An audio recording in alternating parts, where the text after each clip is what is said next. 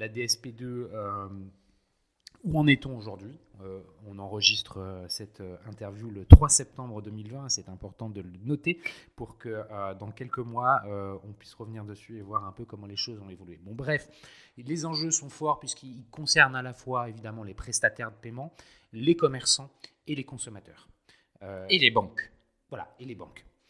Donc il y a un ensemble, un écosystème entier qui est impacté par ça. Et on ne peut pas dire, même en tant que retailer ou en tant que consommateur, n'étant pas une banque moi, je le mets un peu à part. Bon, bah, c'est encore un élément de réglementation supplémentaire. Les choses vont se mettre en place et puis basta. En fait, ce n'est pas vraiment comme ça qu'il faut l'interpréter. Il y a des enjeux qui sont bien supérieurs, entre autres sur la donnée, puis aussi la responsabilité derrière qu'il y a par rapport à la fraude, puisque la DSP2, rappelons-le, est quand même un dispositif qui a vocation à lutter contre la fraude. Qu'en est-il, on l'a dit en introduction aussi, des wallets et autres solutions type Apple Pay, Google Pay, et c'est des sujets que j'avais abordés avec Mathieu Vermeau de Dalenis dans un épisode enregistré en décembre dernier. Je suis intéressé de voir un peu comment tout ça a évolué 9 mois plus tard. Qu'est-ce que, Guillaume, de Natixis Payments, tu peux nous dire sur ça ? Alors, je pense, juste pour prendre un tout petit peu de recul sur la DSP2, qui est encore une fois bien barbare et qui parle peut-être qu'aux gens de la réglementation ou à la limite les gens un peu techniques, l'enjeu de la DSP2, comme tu l'as annoncé avant, c'est un enjeu au départ de fraude. C'est-à-dire que le e-commerce explosant, la fraude subie par les banques ou par les commerçants augmente aussi quand même mécaniquement. Et donc l'enjeu de la DSP2, c'est de demander ce qu'on appelle une authentification forte, c'est-à-dire la capacité à reconnaître le client de manière plus sûre qu'aujourd'hui le 3DS avec l'envoi d'un email. Et ça, en fait, ce qui change fondamentalement avec la DSP2, c'est qu'aujourd'hui les commerçants ont la main. Qu'est-ce que ça veut dire, ils ont la main ? C'est-à-dire que c'est eux, avec leur analyse de risque, finalement, quand une transaction s'initie sur leur site, de dire, est-ce que finalement je vais compliquer un petit peu mon parcours client en demandant une validation de l'identité par l'envoi d'un mail. Donc c'est eux qui font leur analyse coût-bénéfice. Demain, la DSP2, en fait, elle redonne, entre guillemets, la main aux banques. Celles qui portent la carte, parce qu'in fine, c'est ceux qui portent le plus le risque aujourd'hui. Et donc, qu'est-ce que ça veut dire ? Ça veut dire que le commerçant va demander à la banque, éventuellement, de ne pas demander une authentification forte, de manière à avoir ce qu'on appelle un parcours sans friction, pour justement avoir des taux de transformation plus élevés. Donc, les marchands n'ont plus la main. Ils sont dépendants d'une réponse que la banque va leur donner. Ce qui change quand même beaucoup la donne, parce que ça veut dire que les marchands n'ont plus la main. Donc fondamentalement, on a dit que c'est un enjeu de fraude et d'identification. Mais pour que l'écosystème puisse fonctionner, c'est un enjeu de collaboration. C'est-à-dire que les banques vont devoir mieux connaître les e-commerçants pour finalement être capables et d'être en mesure de répondre positivement quand ils demandent ce qu'on appelle une exemption d'authentification de manière positive. Et donc ça veut dire quoi ? Ça veut dire que via la DSP2, il y a possibilité pour le commerçant d'envoyer plus d'informations sur le contexte de la commande, sur l'information du client, sur l'historique, pour motiver la réponse de la banque.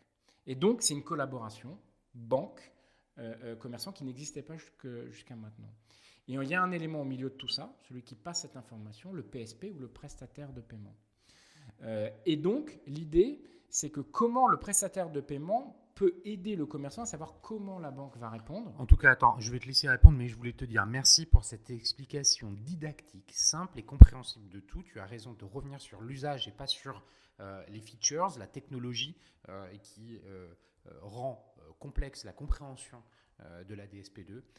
C'est une explication parfaitement claire et je pense que tous ceux qui nous écoutent l'auront beaucoup apprécié parce qu'elle démystifie un petit peu ces enjeux-là. Enfin, pas ces enjeux, mais finalement la valeur qu'on va pouvoir tirer de la DSP2. Donc je te remercie, je te relaisse la parole effectivement pour continuer sur le rôle d'un PSP, comment il va intervenir, comment il va faire finalement le go-between entre la banque et le commerçant. Tout à fait. J'espère que ça a aidé effectivement à démystifier un peu ce monde qui est très tech ou très réglementaire. Et le sujet, c'est bien le frictionless. Et en fait, ce qui n'aide pas, je pense aussi aujourd'hui, c'est que beaucoup de prestataires techniques se disent prêts à la DSP2. Mais en fait, qu'est-ce que ça veut dire être prêt à la DSP2 ? Ça veut juste dire, je peux envoyer de l'information. Mais en fait, la valeur, elle est dans quelle information j'envoie. Et nous, une des forces qu'on a chez Natixis Paiement et qu'on est en train de construire actuellement, c'est comme on est émetteur, parce qu'on gère quand même 25 millions de cartes, c'est plus de 20%, 25% des cartes en France, on sait comment l'émetteur va répondre, on sait ce qu'il attend finalement pour dire oui. Et notre idée, c'est de remonter finalement cette manière de répondre directement au niveau du PSP, que ce soit d'Alenis, Payplug, pour aider finalement le retailer à dire donne cette information et cette information à la banque et tu auras très probablement un oui.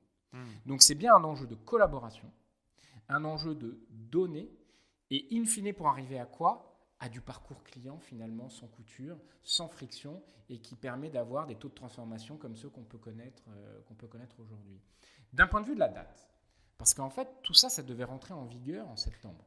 Ouais, avant d'y rentrer, concernant le consommateur, est-ce que tu peux juste dire un mot des conséquences que ça peut avoir sur le consommateur ? Alors, en fait, c'est assez hétérogène parce que, encore une fois, quand cette demande d'authentification, donc ça peut être de la biométrie, reconnaissance faciale, avec le masque, ça risque d'être un peu difficile, donc peut-être reconnaissance digitale. En tout cas, ça va lui demander de donner une information que uniquement lui a, biométrie, ou que lui sait, un password. Et ça passe par une interaction avec sa banque, donc avec l'application de sa banque ou par le site web. Je te pose la question, évidemment, je connaissais un petit peu les réponses, mais c'est juste pour continuer cet effort d'explication. Ça veut dire que c'est fini le SMS, où on a le code à rentrer sur l'écran de son ordinateur ou de son smartphone qu'on vient de recevoir.